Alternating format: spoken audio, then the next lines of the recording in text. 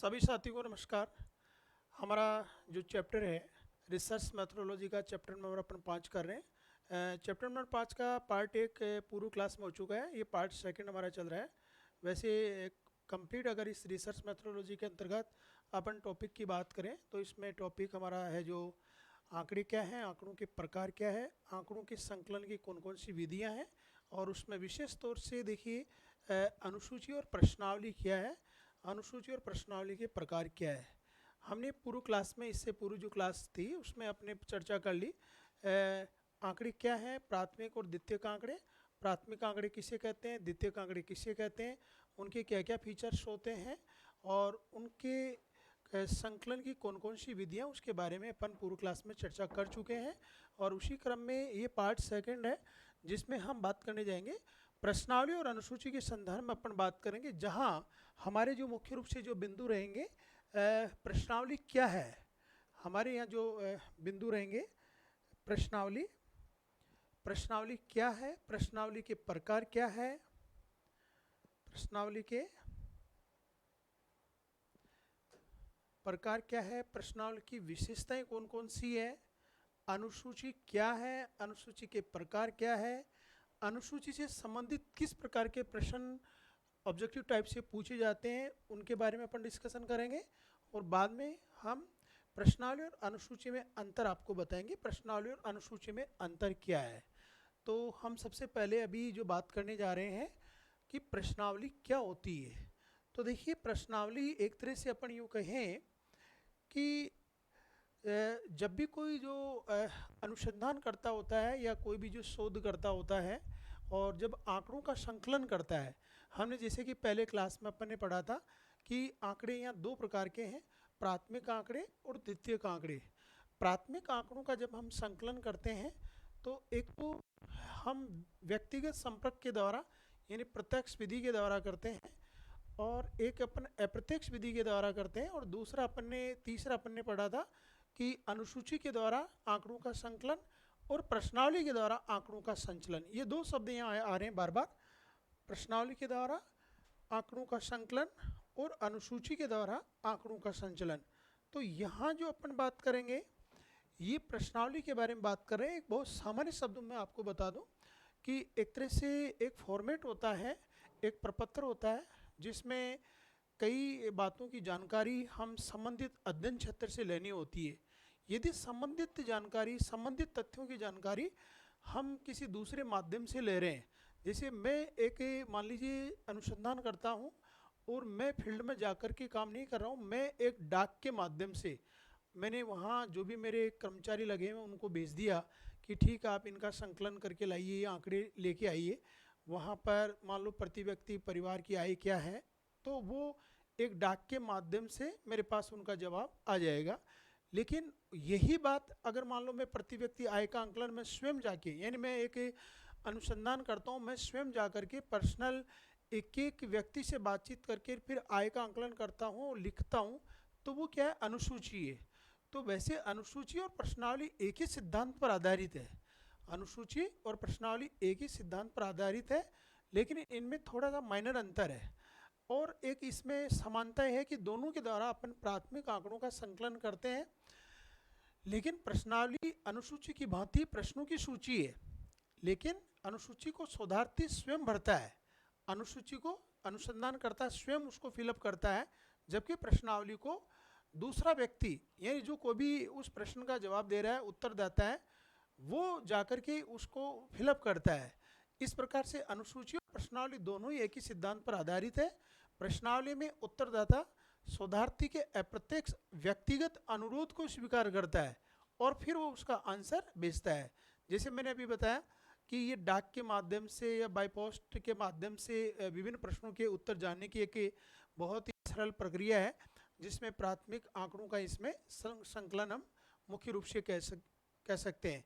या सामान्य तौर से अपन यूँ कहें कि प्रश्नावली एक तरह से वह तकनीकी है जिसमें क्रमबद्ध तरीके से प्रश्नों की सूची को संबंधित व्यक्तियों को डाक के द्वारा भेजा जाता है और सूचनाएं वापस एकत्रित करते हैं, और इसमें जो उत्तरदाता स्वयं ही प्रश्नों का उत्तर लिखता है, यानी अनुसंधान करता इसमें उत्तर नहीं लिखता, इसमें आंसर कौन लिख रहा है, उत्तरदाता लिख रहा है। इससे संबंधित व्यक्ति एक विस्तृत क्षेत्र में दूर दूर तक फैले हुए जिससे शोधार्थी व्यक्तिगत संपर्क स्थापित करने में असमर्थ रहता है, उनके माध्यम से जो दूर दूर विस्तृत क्षेत्र पर वहाँ से पूरी जानकारी वो यहाँ पर आसानी से जुटा लेता है। अतः प्रश्नावली मापन की एक विधि है जिसकी सहायता से प्रश्नों के उत्तर प्राप्त करते हैं और जिन्हें सैंपलिंग के आधार पर चुने गए सदस्यों के द्वारा स्वयं उत्तर लिखना होता है। इसे अपन क्या कहते हैं? इसे अपन प्रश्नावली कहते हैं। तो देखिए एक तरह से इसमें मैंने यहाँ आपके सामने नोट भी कर रखा है कि प्रश्नावली एक विशेष प्रकार की अनुसूची है, यानी अनुसूची का ही रूप है ये। इसका प्रयोग प्राथमिक तथ्यों को एकत्रण करने के लिए किया जाता है। बिल्कुल प्राथमिक तथ्यों को अपन एकत्रित कर रहे हैं।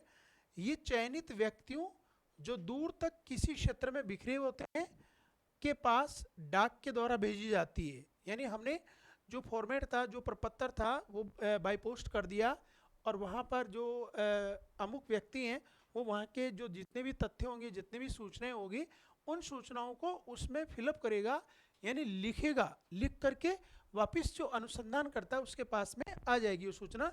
यानी किसी क्षेत्र में बिखरे होते हैं और उनके पास डाक के द्वारा सूचना भेजी जाती है।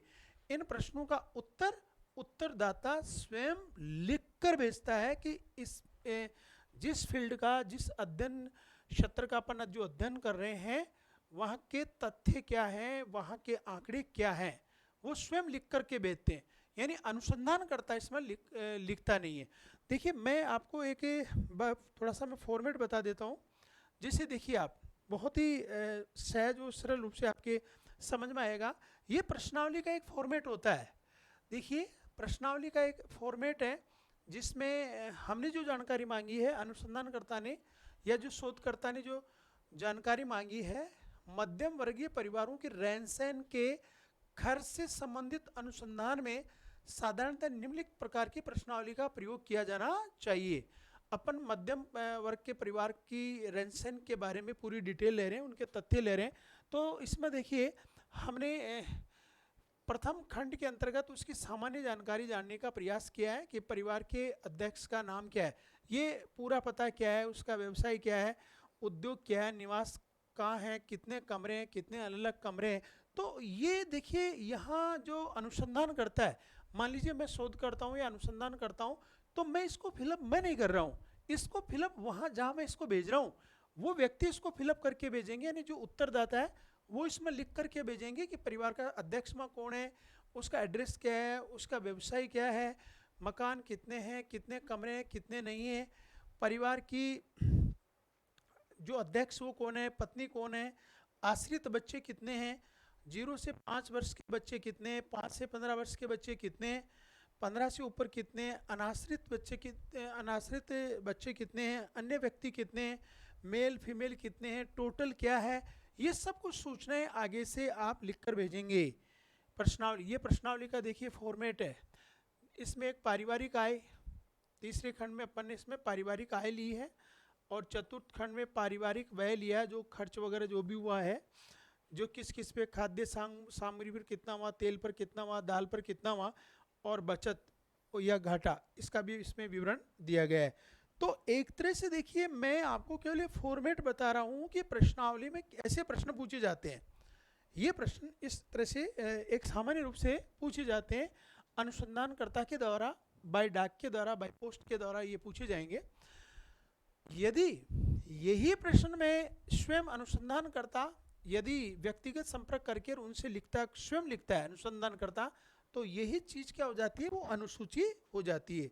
तो देखिए दोस्तों, मेरे ख्याल से आप ये बहुत बेहतर तरीके से समझ गए होंगे कि प्रश्नावली क्या है। अब अपन को कह सकते हैं प्रश्नावली एक विशेष प्रकार की अनुसूची है और इसका प्रयोग प्राथमिक तथ्यों को, ये ध्यान रखना है, केवल हमें यहाँ प्राथमिक तथ्यों को ले रहे हैं, द्वितीयक तथ्यों को नहीं ले रहे हैं। प्राथमिक तथ्यों को एकत्रित करने के लिए किया जाता है, उनका संकलन करने के लिए प्रश्नावली का उपयोग किया जाता है। द्वितीयक तथ्यों को यहाँ पर उपयोग अपन नहीं कर रहे हैं।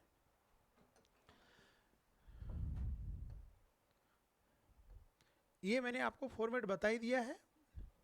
नेक्स्ट, प्रश्नावली के प्रकार। यहाँ हम जो पढ़ेंगे प्रश्नावली के, देखिए अलग अलग प्रकारों के संदर्भ में यहाँ बात करेंगे। पहले तो आपको सबको ये पता होना चाहिए कि प्रश्नावली के कौन कौन से प्रकार हैं। संयोजित प्रश्नावली और दूसरी है असंयोजित प्रश्नावली। यह लिखा हुआ है असंयोजित, आप भी नोट कर लें, असंयोजित।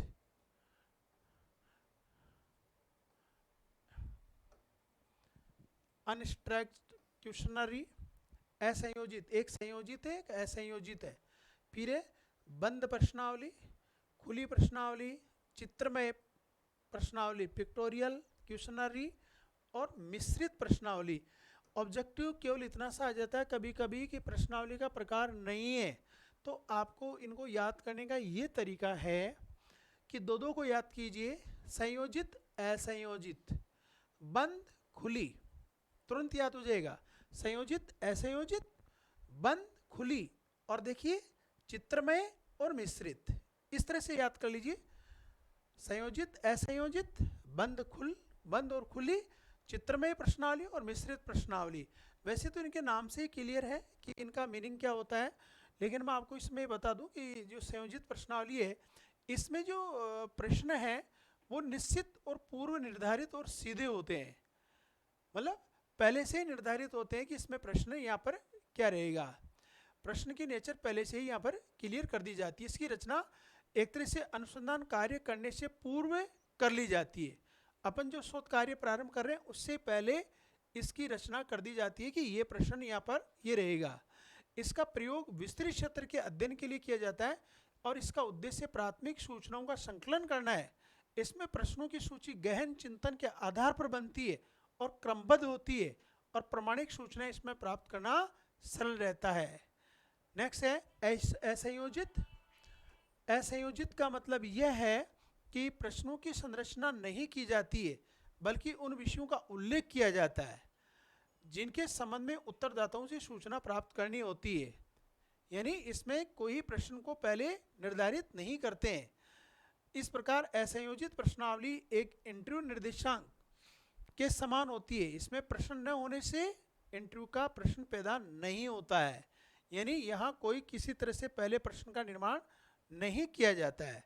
नेक्स्ट देखिए बंद प्रश्नावली।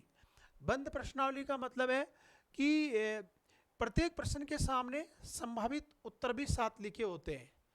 प्रत्येक प्रश्न के साथ में सामने संभावित उत्तर होते हैं।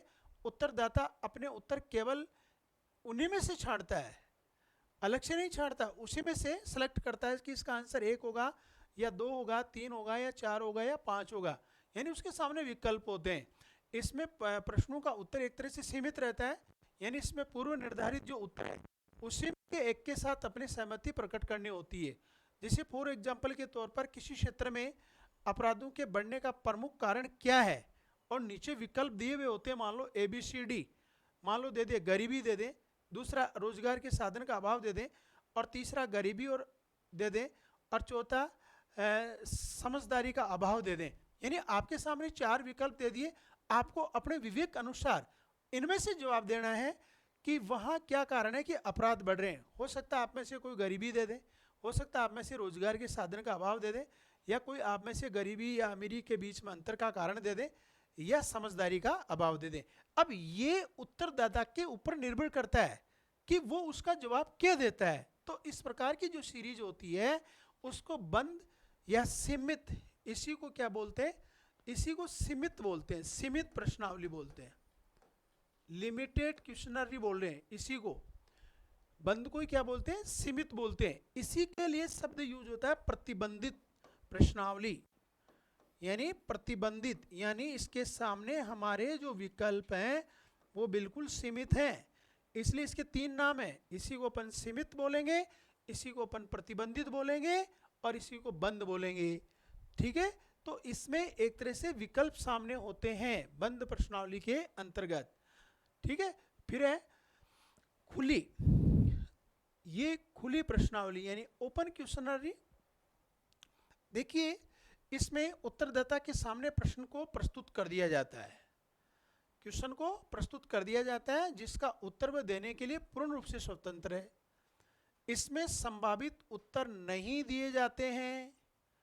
उत्तरदाता अपनी इच्छा से कोई भी उत्तर दे सकता है, यानी कोई बाउंडेशन नहीं है। इसका मतलब असीमित, इसका मतलब अप्रतिबंधित प्रश्नावली है ये। इसमें प्रश्नों के आगे जगह खाली छोड़ी जाती है। जैसे प्रश्न पूछा गया, अपराध बढ़ने के कारण क्या है, या गांव में खेतों का आकार छोटे होने के क्या कारण हो सकते हैं। तो संबंधित जो उत्तरदाता है, जो जगह खाली होती है, वो अपने विवेक अनुसार उसमें अपने आंसर देता है। तो एक तरह से इस प्रकार की जो प्रश्नावली है, इसी को अपन कहते हैं असीमित प्रश्नावली। असीमित प्रश्नावली इसी का नाम है। खुली प्रश्नावली को क्या कहते हैं, असीमित। अब इस पर कोई प्रतिबंध नहीं है, इसलिए अप्रतिबंधित प्रश्नावली। अप्रतिबंध प्रश्नावली भी इसे ही कहते हैं। तो देखिए यहाँ अपन ने बात की है एक तरह से बंद प्रश्नावली और खुली प्रश्नावली। नेक्स्ट है इसमें हमारे दिया हुआ है इसमें चित्र प्रश्नावली, पिक्टोरियल क्वेश्चनरी। इसमें यह है कि प्रश्नों के जो संभावित जो उत्तर होते हैं वो चित्रों के द्वारा प्रदर्शित किए जाते हैं, और उन चित्रों में से जिस चित्र के द्वारा वह अपना उत्तर देना चाहता है उस चित्र पर अपना निशान लगा देता है। इसका मतलब ऑब्जेक्टिव सामने, लेकिन वो एक चित्र के रूप में। इस प्रकार के चित्र होने से प्रश्नावली में नवीनता और आकर्षण दोनों गुण उत्पन्न हो जाते हैं, और प्रत्येक जो उत्तरदाता होता है यानी उत्तर देने वाला होता है, उत्तरदाता द्वारा इन चित्रों के माध्यम से अपना उत्तर देने में सहजता अनुभव करता है। और इसमें उत्तरदाता को अपनी बुद्धि पर अधिक जोर देना नहीं पड़ता, वह चित्रों की भाषा को आसानी से समझ लेता है। इसे चित्रमय प्रश्नावली कहते हैं। कौन सी प्रश्नावली कहते हैं, चित्रमय प्रश्नावली कहते हैं। फिर है मिश्रित प्रश्नावली। मिश्रित प्रश्नावली का मतलब है कि जो अपन ने सभी प्रकार की प्रश्नावली पढ़ी, अलग अलग पढ़ी, संयोजित पढ़ी, असंयोजित, बंद, खुली और चित्रमय प्रश्नावली। इसमें क्या है कि उपरोक्त वर्णित प्रश्नावलियों में से एक प्रश्नावली के साथ किसी भी दूसरी प्रश्नावली को मिलाकर बनाई जाने वाली जो प्रश्नावली होती है, मतलब दो को मिला दिया तो उसे मिश्रित प्रश्नावली कहते हैं।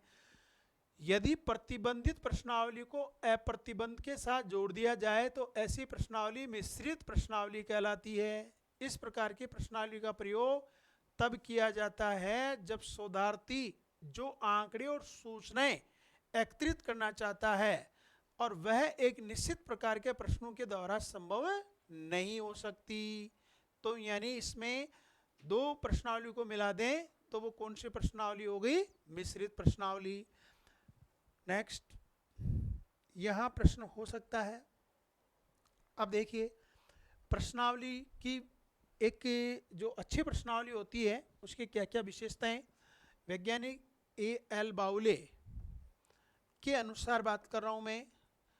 प्रश्नों की संख्या कम होनी चाहिए।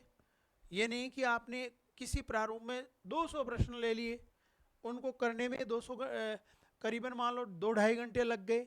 जबकि एक अच्छे प्रश्नावली के बारे में ये कहा जाता है कि 30 मिनट से लेकर 60 मिनट से ज़्यादा का समय नहीं लगना चाहिए। इसका मतलब प्रश्न कम होनी चाहिए, प्रश्नों की संख्या कम होनी चाहिए। ऐसे प्रश्नों की संख्या अधिक हो जिनका उत्तर हाँ या ना में दिया जा सके, ताकि ऐसे प्रश्नों को उत्तरदाता आसानी से कर लें हाँ या ना में। जैसे प्रश्न पूछा गया कि आपके घर में शौचालय की व्यवस्था है या नहीं है, तो उसमें यस या नो का जवाब देना है।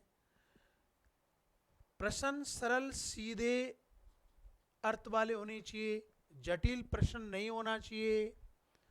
प्रश्नों की रचना इस प्रकार की जावे कि उनका उत्तर देने में किसी प्रकार के सुझाव की संभावना नहीं हो। आपको उनका सुझाव नहीं मांगना है, सुझाव तो हम देंगे शोधार्थी। प्रश्नों की भाषा शिष्टतापूर्ण हो, व्यवहारिक हो। प्रश्न जहाँ तक संभव हो एक दूसरे की पुष्टता के सिद्ध करने वाले हो, एक दूसरे के साथ क्रमबद्ध हो। प्रश्न इस प्रकार का हो कि वांछित सूचना प्रत्यक्ष रूप से प्राप्त की जा सके, उसमें किसी प्रकार की व्यवधान नहीं हो। तो इस तरह से देखिए जो मुख्य रूप से आपको प्रश्नों की इसमें प्रश्न एक आइडियल प्रश्नावली की जो विशेषताएं हैं उसके बारे में अपन ने बात कर ली है। अब जो हम बात करने जा रहे हैं दोस्तों, अनुसूची के बारे में बात करने जा रहे हैं। अभी देखिए मैंने पहले बिल्कुल क्लियर कर दिया कि जो प्रश्नावली है वो प्रश्नों का एक सेट है, एक प्रारूप है जिसमें शोधार्थी उसके जवाब नहीं देता है, उसमें जवाब कौन दे रहा है, कोई उत्तरदाता दे रहा है। जबकि अनुसूची में क्या है कि प्रत्येक भौगोलिक शोध की आवश्यकता अध्ययन विषय से संबंधित विभिन्न प्रकार के आंकड़े तथ्यों का संकलन है। इनका संकलन करने की अनेक विधियां हैं जिनमें अनुसूची भी एक महत्वपूर्ण साधन है। मतलब आंकड़ों के संकलन करने की महत्वपूर्ण विधि है। और कौन से आंकड़े संकलित किए जाएंगे, प्राथमिक आंकड़े, जिसके द्वारा शोधकर्ता प्राथमिक सूचनाओं एवं आंकड़ों का संकलन करता है। ये ध्यान रखना, ये लाइन बहुत महत्वपूर्ण है। प्राथमिक आंकड़ों की अपन बात कर रहे हैं, द्वितीयक आंकड़ों का संकलन नहीं है यहाँ। अनुसूची वास्तव में प्रश्नों को एक लिखित सूची है। जो अभी मैंने प्रश्नावली में आपको जो प्रारूप बताया था उसी प्रारूप की एक लिखित सूची है जिसे शोधार्थी, इंपॉर्टेंट बात यह, शोधार्थी अनुसंधान करता अपने अध्ययन विषय की प्रकृति और उद्देश्य को ध्यान में रखकर तैयार करता है कि मेरा अध्ययन का विषय क्या है, मेरा अध्ययन का उद्देश्य क्या है, मेरे अध्ययन के विषय की प्रकृति क्या है, जिससे कि उन प्रश्नों का उत्तर संबंधित व्यक्तियों द्वारा क्षेत्र में जाकर मालूम किया जा सके और इस प्रकार आवश्यक सूचनाएं एकत्रित करने की प्रक्रिया को व्यवस्थित प्रक्रिया उसको पढ़ने की व्यवस्थित रूप मिल सके। एक तरह से पूरी की पूरी प्रश्न जो सूची है सभी प्रश्नों के उत्तर उसमें आसानी से आ सके। तो एक तरह से अपन यूँ कह सकते हैं कि अनुसूची वास्तव में प्रश्नों की एक लिखित सूची है जिसे शोधार्थी अपने अध्ययन विषय की प्रकृति और उद्देश्य को ध्यान में रखकर तैयार करता है।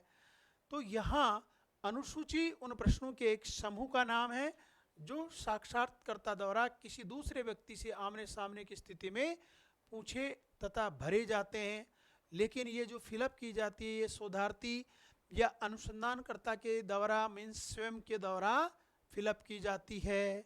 तो देखिए दोस्तों, अब जिस प्रकार से प्रश्नावली के प्रकार होते हैं उसी प्रकार से अनुसूची के भी प्रकार होते हैं। हम यहाँ अनुसूची के अलग अलग प्रकारों की बात करेंगे। मूल्यांकन अनुसूची, निरीक्षण अनुसूची, प्रलेख अनुसूची, साक्षात्कार अनुसूची, संस्था सर्वेक्षण अनुसूची। आपको इनके सबके नाम पता होना चाहिए। जिसमें मूल्यांकन रेटिंग शेड्यूल, जब कोई सूची शोध विषय के संबंध में उत्तरदाताओं की प्रवृत्ति, उनकी पसंद, उनकी राय जानने के लिए तैयार की जाती है तो ऐसी सूची को मूल्यांकन अनुसूची कहते हैं। मूल्यांकन अनुसूची कहते हैं। जैसे किसी क्षेत्र में पुरुष महिला अनुपात में बढ़ते अंतर का अध्ययन करना है तो ऐसे विषय पर उत्तरदाता की महिलाओं के प्रति राय को जानना आवश्यक समझा जाएगा। उनके प्रति व्यवहार कैसा है, भेदभाव, सुरक्षा, दहेज प्रथा आदि जैसे जो कुप्रभाव हैं उन पर व्यक्तियों की प्रवृत्ति को जाना जाएगा। इस प्रकार का जो अनुसूची होगी वो मूल्यांकन अनुसूची होगी। दूसरा निरीक्षण ऑब्जर्वेशन शेड्यूल। निरीक्षण अनुसूची शोध कार्य में निरीक्षण तकनीकी का प्रयोग करने पर इस अनुसूची का प्रयोग किया जाता है जिसमें शोधार्थी व्यक्ति या उनके समूह से अपने अनुसूची के प्रश्नों का उत्तर प्राप्त करता है। वह उन बातों को भी शामिल करता है जो उसे अपने अध्ययन के दौरान देखने को मिलती है या जिनके बारे में निरीक्षण के द्वारा जो सूचनाएं प्राप्त की जा सकती है। यानी शोधार्थी इस प्रकार की अनुसूची को निरीक्षण के दौरान अपने पास रखता है तथा संबंधित घटनाओं को देखकर अनुसूची को स्वयं भरता है, स्वयं उसको फिलअप करता है। इसलिए इसको अपन कहते हैं निरीक्षण अनुसूची। तीसरी इसमें दी हुई है प्रलेख अनुसूची यानी डॉक्यूमेंट शेड्यूल। इस प्रकार की अनुसूची का प्रयोग तब किया जाता है जब लिखित प्रलेख, लिखित डॉक्यूमेंट्स जैसे कोई डायरी हो, सरकारी या गैर सरकारी कोई रिकॉर्ड हो, कोई किताब हो, जनगणना की कोई पुस्तकें हो, सरकार के गजेटियर हो आदि की लिखित सूचनाओं से सूचनाएं एवं आंकड़े एकत्रित करना होता है, तो शोध विषय की प्रारंभिक जानकारी प्राप्त करने के लिए ये विधि अधिक उपयोगी सिद्ध होती है। इससे प्राप्त सूचनाएं प्रामाणिक और वैध भी होती है। उदाहरण के लिए यदि हम किसी जिले की जनगणना का भूगोल लिखना है, जैसे जयपुर जिले का जनसंख्या का भूगोल लिखना है, तो हमें गत वर्ष जनगणना वर्षों की जनगणना की जितने भी पुस्तकें हैं, सरकारी जितने भी दस्तावेज है, वहाँ से अपन आंकड़े प्राप्त करने होंगे और उसमें हमें पता लगाना होगा कि जनसंख्या वृद्धि का कारण क्या हो सकता है तथा अनुसूची में इससे संबंधित प्रश्नों का समावेश भी करना होगा। यानी प्रलेख का मतलब हो गया जो पहले से ही रिकॉर्ड में है, सरकार के पास गैर सरकारी अभिलेख, पुस्तकें, सेंसस के जो आंकड़े हैं उनके अंदर भी हो सकता है। नेक्स्ट है साक्षात्कार अनुसूची, इंटरव्यू शेड्यूल। इसमें साक्षात्कार को व्यवस्थित एवं क्रमबद्ध रूप से संचालित करने के लिए इस प्रकार की अनुसूची का प्रयोग किया जाता है कि जिसमें साक्षात्कारकर्ता के आमने सामने बैठ करके और उस सूची को हम फिलअप करते हैं और उसी के अनुरूप उसका आंसर अंकित किया जाता है कि आगे उत्तरदाता क्या जवाब दे रहा है। नेक्स्ट है संस्था सर्वेक्षण अनुसूची। संस्था सर्वेक्षण अनुसूची इस प्रकार की अनुसूची द्वारा किसी संस्था से संबंधित समस्याओं का मूल्यांकन किया जाता है। कोई भी संस्था ले लेते हैं, जैसे फॉर एग्जांपल हमने कोई भी मान लीजिए प्राइवेट संस्था ले ली, प्राइवेट कोई स्कूल ले लिया। अब उस प्राइवेट स्कूल की ये समस्या है कि बच्चे होमवर्क नहीं कर रहे हैं। अब वो बच्चे होमवर्क क्यों नहीं कर रहे हैं, वो पूरी स्कूल की समस्या है। अब उसके तथ्यों को जानने के लिए दोस्तों आपको अनुसूची तैयार करनी होगी या अन्य किसी भी अपन संस्था के बारे में पूरी डिटेल लेकर के उसके समस्या के समाधानों के बारे में यहाँ पर अपन चर्चा कर सकते हैं। तो देखिए अपन ने यहाँ पर अनुसूची के 5 प्रकार पढ़े हैं। प्रश्न आता है निम्नलिखित में से अनुसूची के प्रकार नहीं है। जिस प्रकार से प्रश्नावली के प्रकार पढ़े उसी प्रकार से अनुसूची के मूल्यांकन, निरीक्षण, प्रलेख, एंट्री और संस्था सर्वेक्षण, पांचों के केवल नाम याद रखने हैं आपको। अनुसूची के प्रश्नों के प्रकार, जो अभी अपन अनुसूची की बात कर रही है, मतलब उनमें क्वेश्चन का जो सेट होता है, अब वो यहाँ ये है कि कौन कौन से प्रकार के प्रश्न यहाँ पर जो है हो सकते हैं, किस किस प्रकार के यहाँ पर क्वेश्चन हो सकते हैं। किसी भी एक अच्छी अनुसूची की अगर अपन बात करें तो उसमें मुख्य रूप से अलग अलग प्रकार के प्रश्नों की यहाँ बात होती है। विमुक्त प्रकार के प्रश्न हो सकते हैं, प्रतिबंधित प्रश्न हो सकते हैं, संयोजित प्रश्न हो सकते हैं, दोहरे प्रश्न, बहुवैकल्पिक मल्टीपल चॉइस वाले क्वेश्चन हो सकते हैं, लीडिंग क्वेश्चन हो सकते हैं, संदेहपूर्ण प्रश्न हो सकते हैं, अस्पष्ट हो सकते हैं और श्रेणीबद्ध प्रश्न हो सकते हैं। मतलब ये प्रश्नों के ही प्रकार हैं कि वहाँ किस किस प्रकार के ओपन एंड प्रश्न हो सकते हैं। ओपन एंड का मतलब कि उसमें कोई विकल्प नहीं लिखा होता है, व्यक्ति अपने विचारों के अनुसार ही लिखता है। प्रतिबंधित कुछ मतलब शब्दों में एक लिमिटेड ही लिखना होता है। संयोजित एक दूसरे के साथ लिंक होते हैं। दोहरे प्रश्न आपको एक साथ एक प्रश्न में 2 प्रश्न दिखाई देंगे। मल्टीपल चॉइस उसमें ABCD इस तरह से कोई प्रश्न होगा जिसमें ABCD विकल्प होंगे। कहने का मतलब ये प्रश्नों के प्रकार हैं, आप इनको याद रखना है आपको। नेक्स्ट है अभी जो अपन देखिए मोटे तौर पर जो प्रश्नावली और जो अनुसूची है इनमें मुख्य रूप से अंतर क्या हो सकता है।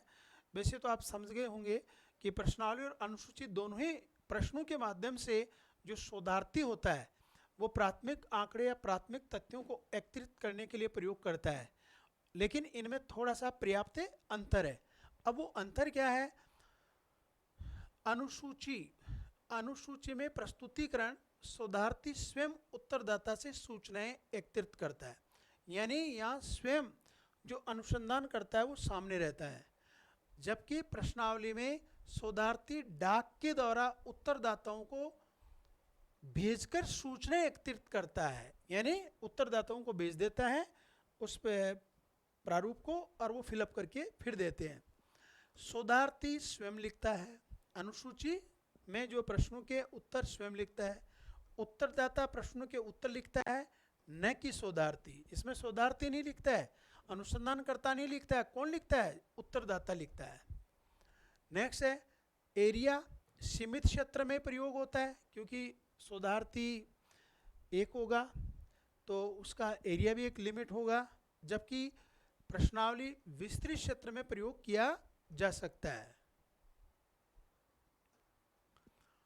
निरीक्षण, शोधार्थी चूंकि क्षेत्र में स्वयं जाता है, इसलिए वह अध्ययन क्षेत्र से भी सूचनाएं और तथ्य अपने ज्ञान के आधार पर प्राप्त कर लेता है।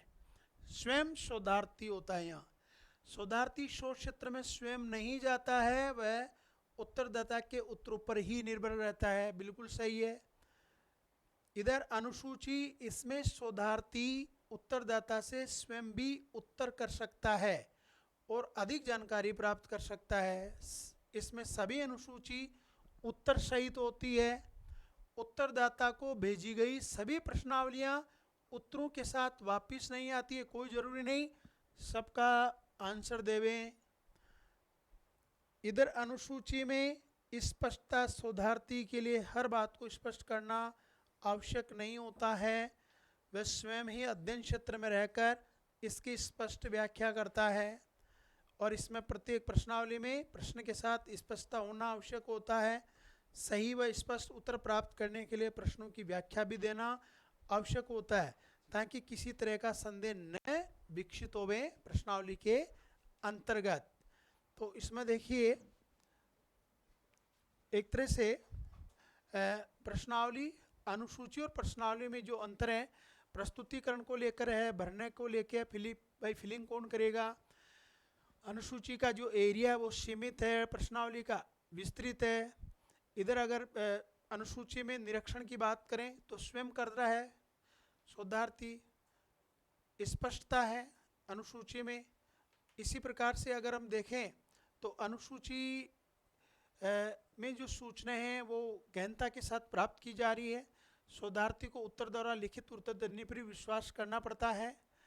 समय की अगर बात करें तो अनुसूची में शोधार्थी का काफ़ी समय अनुसूची को भरने में लग जाता है। यदि उसे स्वयं अध्ययन क्षेत्र में घूमना होता है तो अधिक समय लेगा, जबकि प्रश्नावली में शोधार्थी का प्रश्नावली को भेजने के बाद स्वयं का समय बच जाता है। अगर अपन खर्च की बात करें तो देखिए जो अनुसूची है उसमें शोधार्थी को स्वयं को अध्ययन क्षेत्र में घूमना होता है, इसलिए इसमें अधिक धन खर्च होता है, जबकि प्रश्नावली में अधिक धन खर्च नहीं होता है। तो देखिए दोस्तों, हमने इस चैप्टर में, वैसे हमारा जो चैप्टर है आंकड़ों के प्रकार, आंकड़ों के संकलन की विधियां, प्रश्नावली और अनुसूची है, इससे संबंधित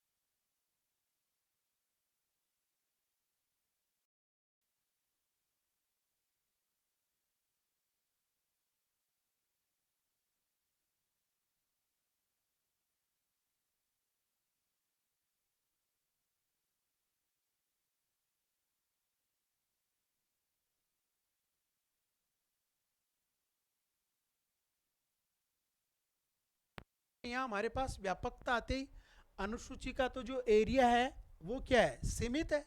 अनुसूची का जो एरिया है, एक सेकंड के लिए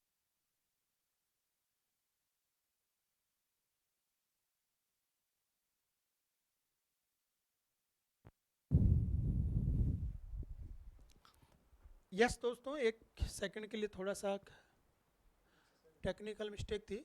हाँ, इसमें हमने अभी जो बात की है प्रश्नावली और अनुसूची में जो अंतर की बात की है, मुख्य रूप से प्रश्नावली और अनुसूची में अंतर अपन ने बात कर ली है कि शोधार्थी स्वयं उत्तरदाता से सूचना एकत्रित करता है अनुसूची में, जबकि प्रश्नावली में शोधार्थी डाक द्वारा उत्तरदाताओं को भेजकर सूचनाएं एकत्रित करता है।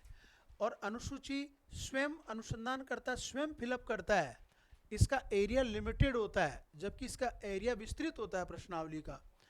अब इसमें अनुसंधानकर्ता यदि स्वयं जाता है तो धन ज़्यादा खर्च होता है, जबकि ये डाक के द्वारा अपन भेज रहे हैं किसी भी फॉर्मेट को, तो इसमें धन कम खर्च होता है। तो ये मुख्य रूप से अपने अंतरों की बात कर ली।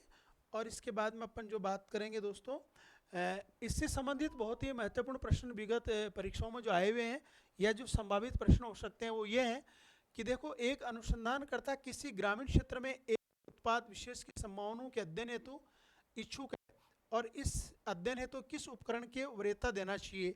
अभी अपन बात कर रहे थे वही प्रश्नावली और अनुसूची की बात कर रहे थे। अब पूरे ग्रामीण क्षेत्र की बात है, इसका मतलब व्यापक क्षेत्र है, और व्यापक क्षेत्र के लिए अपन किसको यूज करेंगे, अपन प्रश्नावली को यूज करेंगे, क्योंकि एक अनुसंधानकर्ता शोधकर्ता पूरे ग्राम में नहीं जा सकता, या जाएगा तो उसको थोड़ा समय ज़्यादा लगेगा। इससे अच्छा है कि वो प्रश्नावली वहाँ भेज दे और वहाँ पर जो उत्तरदाता उसके उत्तर दे करके वापस कर दें। तो इसका आंसर क्या हो गया, 3। ये प्रश्न असिस्टेंट प्रोफेसर 2022 के अंतर्गत आया हुआ प्रश्न है जो इससे ही संबंधित है। नेक्स्ट है, निम्न में से प्राथमिक आंकड़े संग्रहित करने की विधि नहीं है। इनमें से कौन सी विधि के द्वारा हम प्राथमिक आंकड़ों का संकलन नहीं करते। जो हमारे पास जो ऑप्शन दिए गए हैं इसके आधार पर अपने बात करने हैं। अभी बात की थी प्राथमिक आंकड़ों के संकलन करने की विधि, ऑब्जर्वेशन भी थी, है, प्रश्नावली भी थी, अनुसूची भी थी, साक्षात्कार भी था, लेकिन पर्सनल रिकॉर्ड, व्यक्तिगत प्रलेख, जनगणना नहीं होती है। ये प्रश्न भी असिस्टेंट प्रोफेसर में आया हुआ है।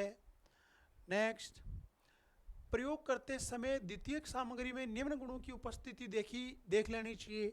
जब भी द्वितीयक आंकड़ों का अगर हम संकलन कर ले हैं, ये बहुत ही महत्वपूर्ण प्रश्न है दोस्तों। जब भी हम सेकेंडरी डाटा का अगर संकलन करने हैं तो उनकी आंकड़ों की विश्वसनीयता होनी चाहिए, उपयोगिता होना चाहिए, पर्याप्तता होना चाहिए, सभी गुण बिल्कुल सभी सही है। आंसर इसका डी कीजिए। नेक्स्ट, द्वितीयक समंकों का संदर्भ में हमें क्या ध्यान रखना चाहिए।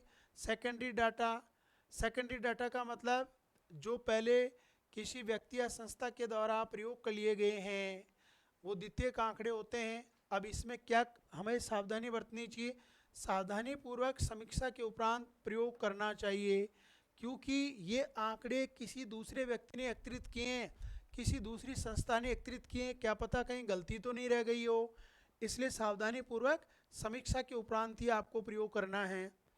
नेक्स्ट, प्रश्नावली में प्रश्नों के उत्तर लिखता है। अब देखो, अभी अपन बात कर रहे थे प्रश्नावली में अनुसंधानकर्ता लिखता है, उत्तरदाता लिखता है।